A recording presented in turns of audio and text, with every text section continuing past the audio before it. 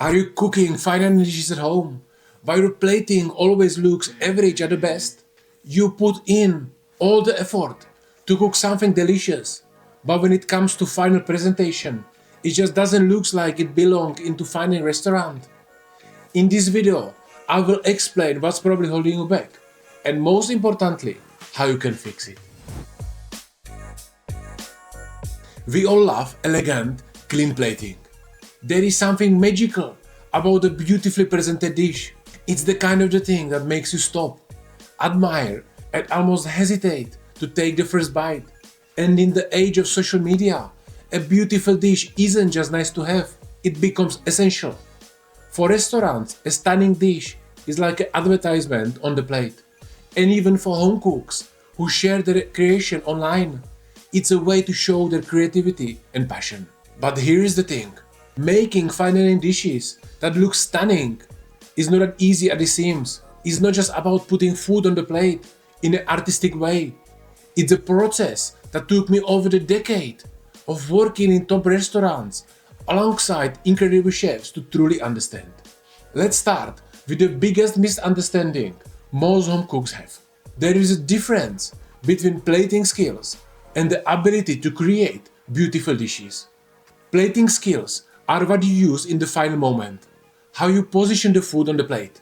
That's probably the only part you're focusing on right now. And if that's not working, that's likely the reason why. The ability to create beautiful dishes, however, is much bigger process that starts long before you even think about plating. Not every ingredient can create elegant fine dining dish. If you start with the word components, the battle for beautiful plate is already lost before you even begin. To achieve fine dining plating, you need good looking proteins, vegetable garnishes, smooth sauces or veloutés, crispy elements and fresh herbs. And these are just basics. But then there are extras like oils, foams or twills that can add that wow factor. It's a bit like building the house. If you try to build a house just with windows and no roof, it's not going to work. You have to carefully choose the components that works together in sizes, textures and shapes. And once you have planned your dish, the real work begins. Cooking each component the right way is where most people struggle. From my experience, about 70% of the issues people face with plating comes down to poorly prepared ingredients. If your textures are off, if the shapes are right, if the colors looks dull, even the best plating techniques won't save the dish. This part of the process takes time to learn because proteins, vegetables and purees requires different techniques. But now, here is where most people make the process harder than it needs to be. They learn components one by one and it can take years to cover everything.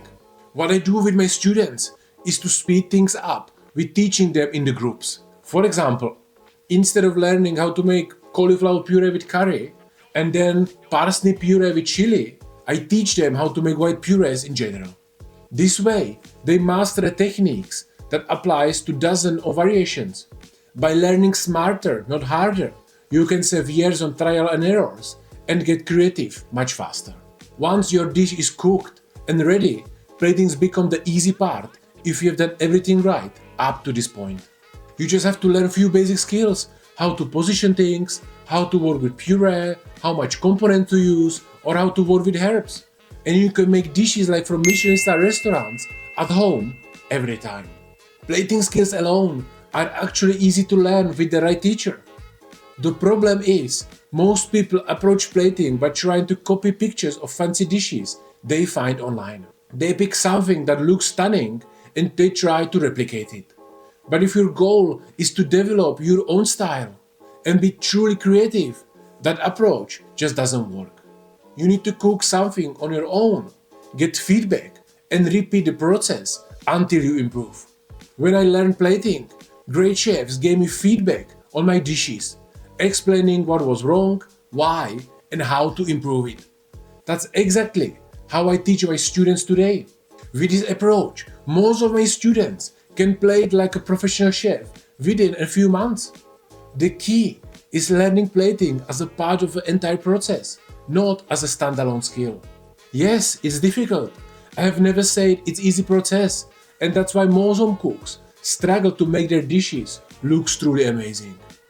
But if you want to use a cheat code in your cooking journey and skip ahead 10 years of experience in just few months, you can learn all of this with me.